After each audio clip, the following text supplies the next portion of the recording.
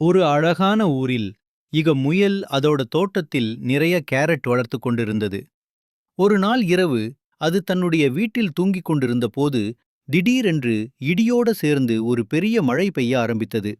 அந்த மழையால் முயல் ஆசையுடன் வளர்த்திருந்த கேரட் செடிகள் அனைத்தும் சேதமாகிவிட்டன. அடுத்த நாள் காலை முயல் தோட்டத்தை பார்த்ததும் மனம் நொந்து நின்ற இடத்திலேயே அழ ஆரம்பித்தது. அப்போது அங்கொன்று வந்த கோழி முயலை அழுது கொண்டிருக்கும் போது பார்த்து, ஏன் அழுகிறான் என்று கேட்டது. அதற்கு பதிலாக முயல் தனக்கு நடந்ததைச் சொன்னது.